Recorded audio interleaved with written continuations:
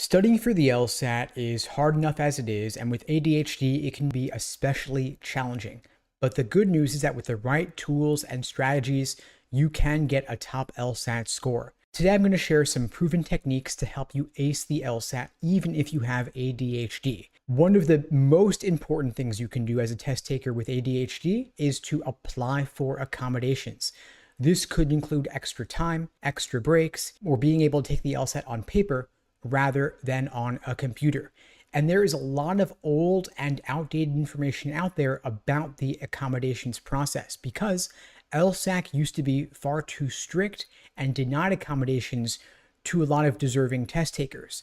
But since they got sued several times over the years, including by the federal government under the Americans with Disabilities Act, the pendulum has swung the other way. And if anything, they might even be a little bit too liberal in granting accommodations. It used to be they only granted 70% of requests, but now, by their own admission, they approve 98% of requests, and it's not just getting time and a half. It could be double time, triple time, or more.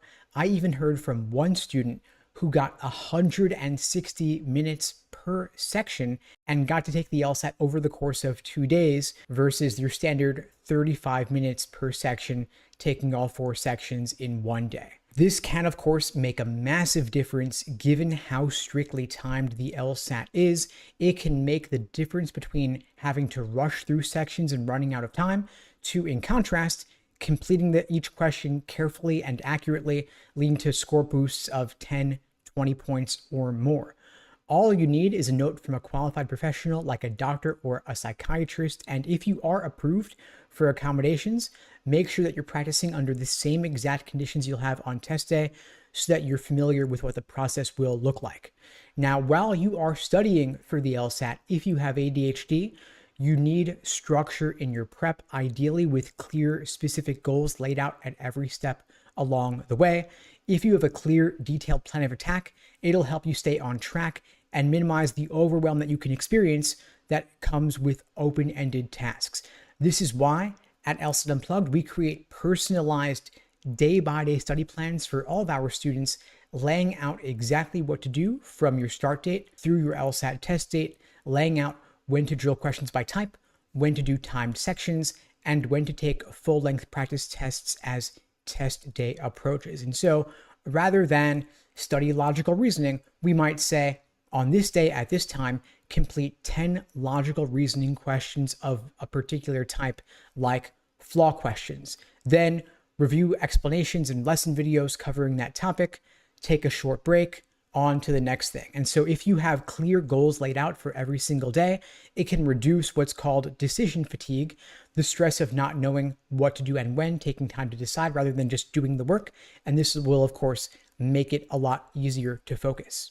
Now, you've got to find what is the correct level of difficulty to keep you motivated and moving forward. Of course, you don't want it to be so easy that it's boring, and you don't want it to be so hard that it feels discouraging. I recently spoke with a student who was studying with another prep company, and they were being assigned questions that were way too hard for them, way above their skill level, given that they were only scoring in the 150s. They felt frustrated and wanted to give up. But what we did at LSAT Unplugged, we looked at where they were at. We looked at their diagnostic tests, and we were able to shift their practice to be at their appropriate skill level, which then kept them engaged, making forward progress. And from there, we could advance them onto the more difficult material, but only when they were ready for it. This is one of the benefits of having a personalized plan of attack with private one-on-one coaching so that we can customize your prep program for your exact situation versus putting you in a big LSAT lecture webinar with dozens of other students. Again, if you're interested in finding out more, you can check out the links below to book a call with me and my team. We'd be glad to help you out. Now, if you are self-studying, a good general rule of thumb is to get you to a place where you're getting around 75% of the questions correct, so that you're still getting some wrong. We're still pushing the limits to keep you progressing, but you're keeping engaged and motivated without falling off the wagon entirely. Now, for a student with ADHD, we also want to help you manage your distractions because that can be a major challenge for everyone, even more so if you have ADHD. And so we want to disengage you from the social media, the constant notifications, or on a non-tech side, even just having a cluttered desk. And so we look at all of these considerations when laying out your LSAT plan of attack. We helped one student recently set up a dedicated study space free of distractions. We even recommended using noise-canceling headphones to block out the background noise. We recommend putting your phone on airplane mode, or at least turning off as many notifications as possible, ideally putting your phone in another room during your study sessions to help you maintain and maximize your focus and consistency of your prep. Now, we also find that accountability and connection in a community of like-minded students can also really help you stay engaged, keep you motivated. That could involve setting you up with a study buddy or another member of our program, ideally a one-on-one LSAT coach for a more personalized approach, because accountability keeps you on track, keeps you motivated, especially if you have other obligations like work or school or family obligations.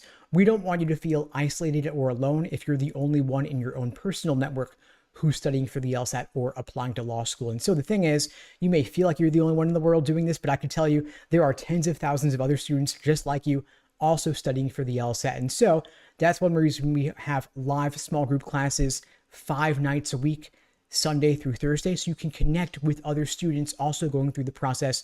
We also facilitate study groups outside of class, let you check in with other students on a regular basis, show your progress, stay motivated, and just make this whole thing more fun.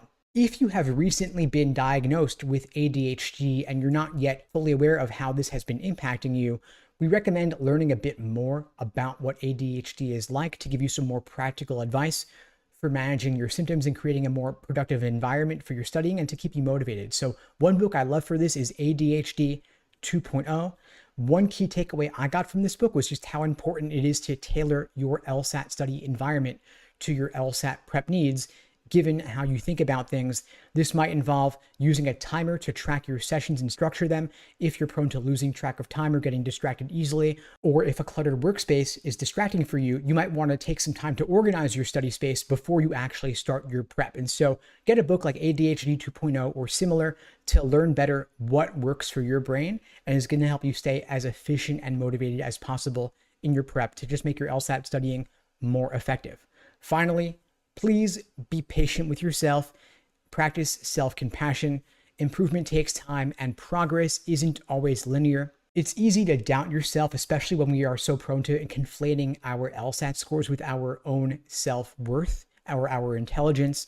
But compare yourself to who you were yesterday, not to another student or especially someone you're seeing on Reddit or similar.